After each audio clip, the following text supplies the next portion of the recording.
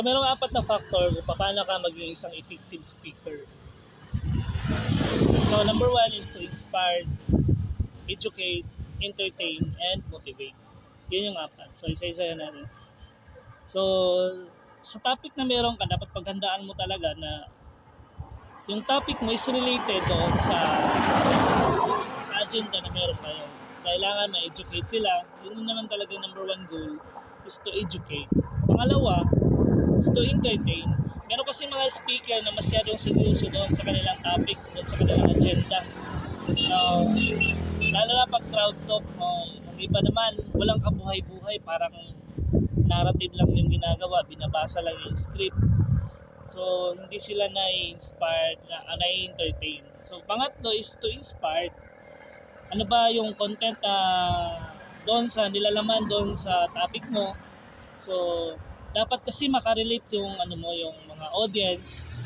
Isa yun sa mga factor, big factor ng isang speaker na nakaka-relate yung bawat isa, yung mga nakikinig sa'yo. So pang-apat naman is to motivate.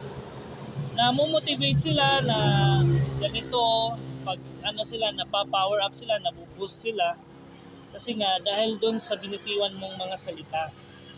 Lalo na pagkatapos mong mag-talk is meron kang isang kwento na binibitawan na kung saan makaka-relate sa karamihan na nakikinig sa'yo.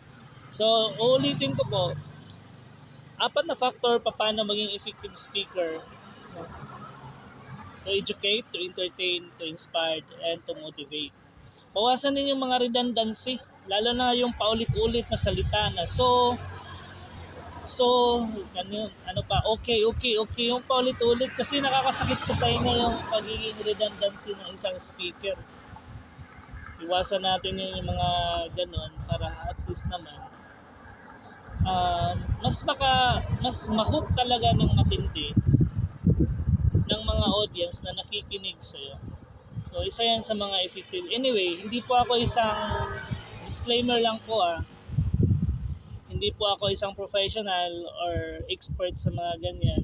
Ang mga sinasabi ko ay base yan sa aking experience at sariling opinion.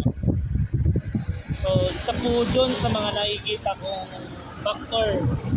Kadalasan, lalo na kapag nagkakanta ka ng seminars, kakanta ka ng mga orientation doon sa mga crowd talk or small group of person, iwasan mo yun na para at least mas maganda yung flow, maging isa ka sa mga pinaka-effective na speaker.